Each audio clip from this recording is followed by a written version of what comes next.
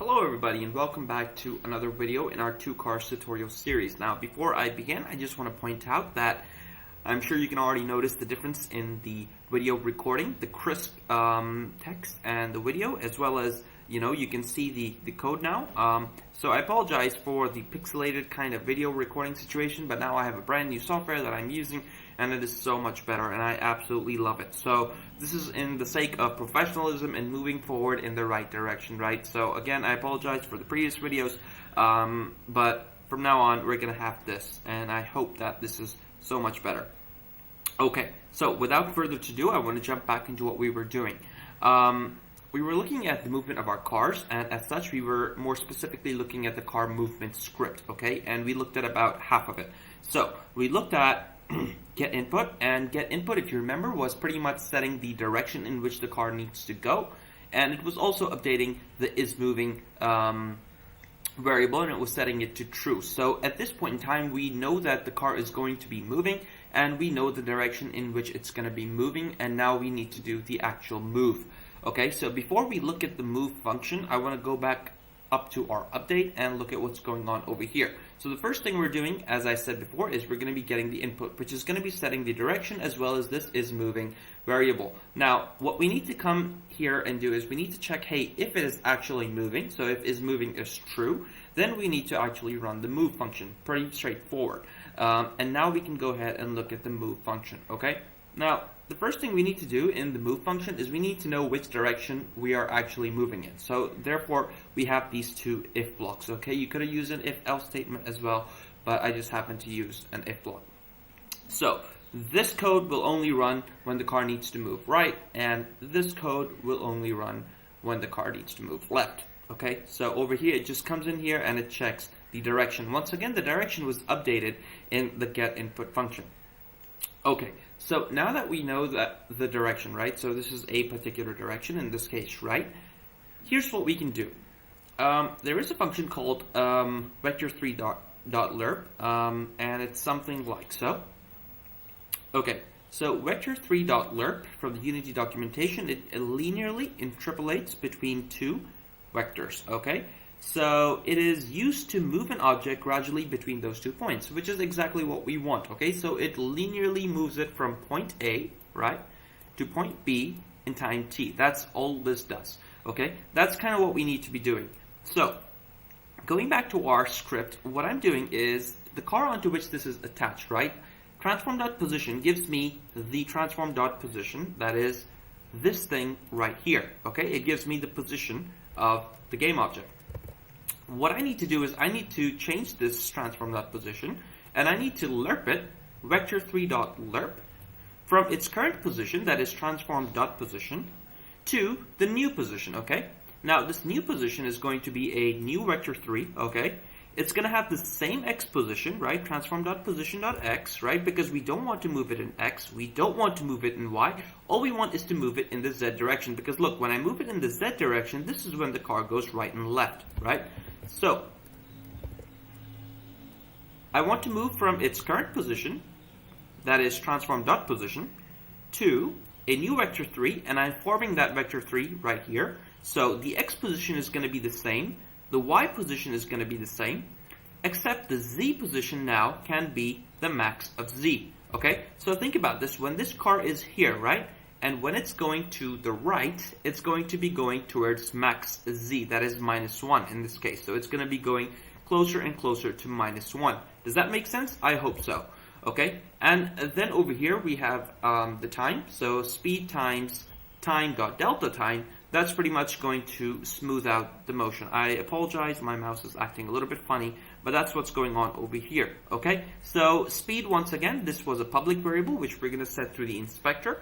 And this is going to determine how quickly the car transitions between the two lanes. Excuse me. So I hope that makes sense.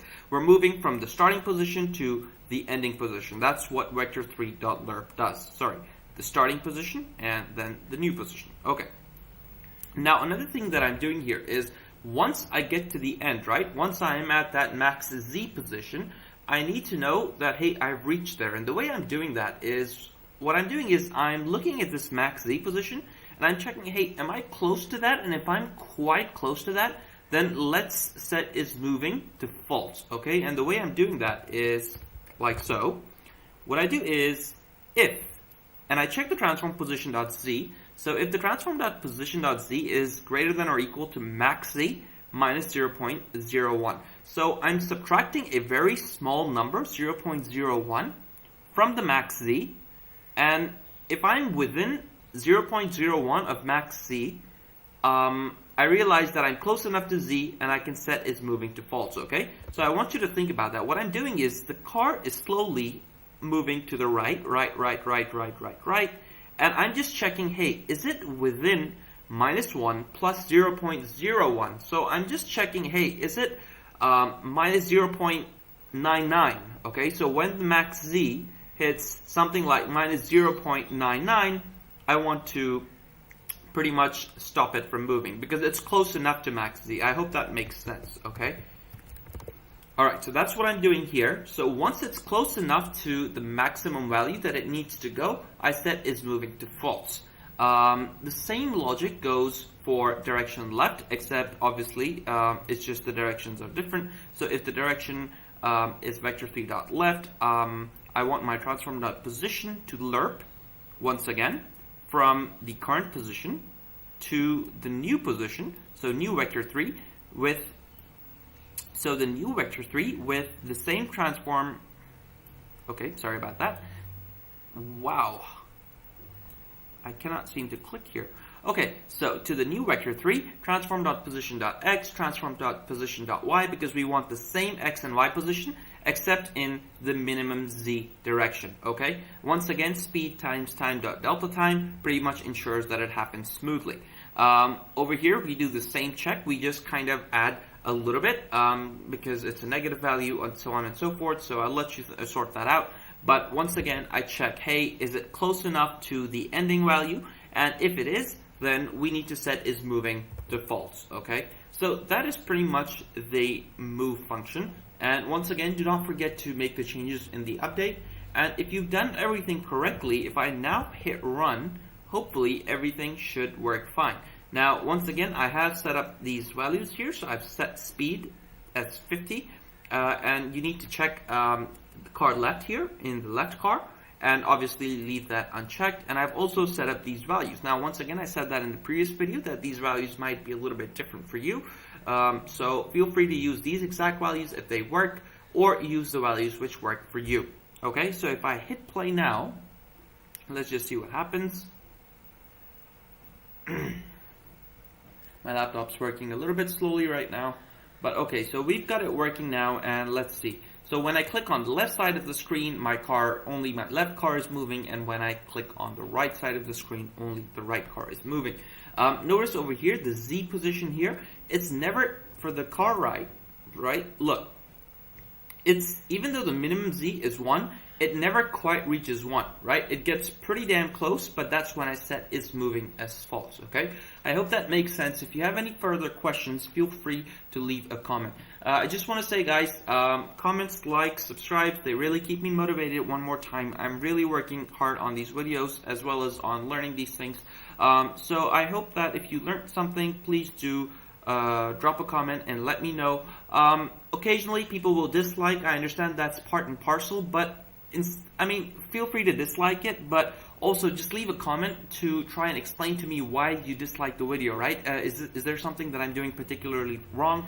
Because a dislike doesn't really tell me anything. In fact, it's, soul crushing. It's really demotivating because someone's disliked my video, but I just don't know why.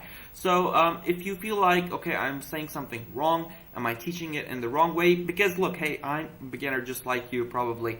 But if you're more experienced than I am, then I want to learn. So this is about collective learning. So if you feel like there's a better way, please drop a comment, because that will not only help me in the future, and it will not only help me move in the right direction, but it can also help other people who are reading the comments, right? So hopefully we can get into a habit of maybe some sort of commentation, if it picks up later on.